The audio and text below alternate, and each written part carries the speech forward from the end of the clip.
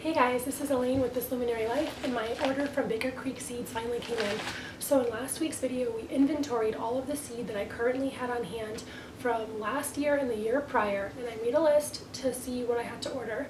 And I placed my order with Baker Creek and MI Gardener, and Baker Creek came in. So let's get into this unboxing seed haul. This is my first time ordering from this company, so I can't say if anything grows or not, but I will update you guys on that in a future video. So just really quick, because this confused me when I first heard of this company, Rare Seeds and Baker Creek Seeds are the exact same company. So if you ever want to go order from Baker Creek, you're going to go to rareseeds.com. They're the exact same thing. Alright, so let's get into this really quick. So first up on my list is the butterfly pea flower, and it is the Blue Queen variety. So these are like a medicinal edible flower, but you can also use them as like a coloring, and I see a lot of people make teas with them. I normally don't grow flowers, but I figured it'd be a good pollinator and something pretty to have in the garden. So I'm excited to grow these. Okay, so next up I have the Brunswick cabbage. So I did not grow Baker Creek last year. I grew it from another variety and I had great success with them until I had some cabbage moths come through. So I'm very excited to get these and hopefully have better luck with them this year. I also got Swiss chard. Last year was my first year growing Swiss chard. It was phenomenal. We had Swiss chard all summer long and I was finding new ways to cook it. And that's kind of what I'm trying to do with this.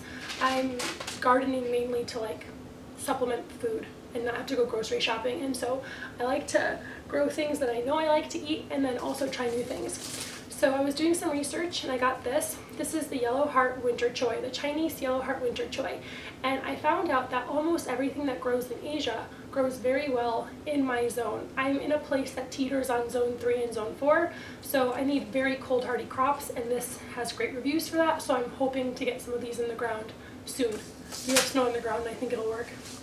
This is so cool. So it looks like Baker Creek gives you free seed depending on how much you order, and so they gave me a tiny bok choy.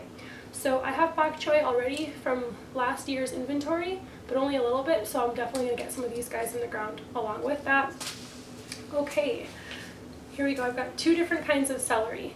So I have celery Amsterdam, and this one has a harvest of 80 days, and it says that it is nuanced and balanced seasoning celery. So I'm going to be very excited to use this in my soups. That's mainly what I grow celery for. I make a lot of soup.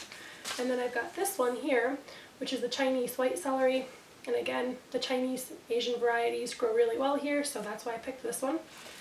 It looks like they gave me another free seed. It's called Mizuna. I've not grown this yet, but a newly developed Japanese heirloom. And it says that it is adapted to both extreme heat and cold, so that works for me here. I probably can get some of these in the ground right now. Oh, nope. It says ideal temp 55 to 70 degrees Fahrenheit, so I gotta wait a little bit for it to warm up.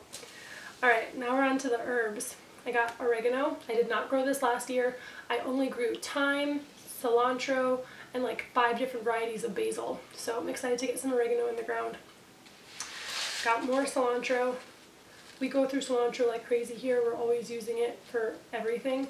So I'm probably going to end up using all the seeds in this packet. Maybe not. It says there's 100 in here. Maybe I will. I don't know. We'll see what happens. I'm definitely going to start as many as I can though. So basil. So these are two of the varieties that I grew last year. I've got two. I have the Genovese basil, which is just like the standard grain basil. And then I have a purple ball basil. And this has a harvest date of 60 days. So this one doesn't say when, but they're usually around the same time. And in addition to these two that I grew last year from a different company, I also grew Thai basil, which is phenomenal. And it's so pretty in the garden. Alright, now we're going to get into some squash. So in my last video I mentioned that I had jack-o'-lantern pumpkins. I got two different kinds of pumpkins from Baker Creek. This one's the Connecticut field pumpkin. And it's a traditional American pumpkin. I was reading about this in some book from homeschool that like the Native Americans grew this specific one with the Pilgrims, and I was like, oh, that's pretty dope, I can get the seeds. That's why I got these ones. And a similar variety to that would be the New England sugar pie squash, and these are both really good for pumpkin pie fillings.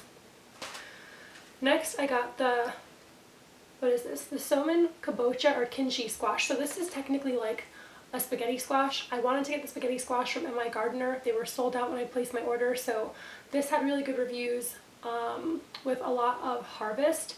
Like in regards to harvest, it had good reviews, so I'm figuring this will do well here. I only got 2 from my seeds last year, so hoping that these do better. Oh, I definitely love these. So this is the watermelon, the sugar baby variety. I got, I think, 6 of these in the ground last year, and I harvested like 30 different watermelon, and they were all delicious. So again, not from Baker Creek, from a different company, but I'm very excited to grow these. And there's a minimum of 25 seeds, so I might just start all of these. I was eating this for breakfast every day. Highly, highly worth it. Okay, and last but not least, these were my, this is like the main reason I ordered from Baker Creek. So I love carrots. They go in all my soups just like celery, but I suck at growing them. In the last 6 years, I've never been able to successfully grow a carrot, and all of these had great reviews for being very easy to grow. So first, I have the Kyoto red carrot. This is a Japanese Kintoki sweet red type of carrot, and it says that it is not for spring planting. So it says it must be planted in late summer, fall, or winter. So I can succession plant these 3 times throughout the year. And then we've got this one. This is an Indian breed.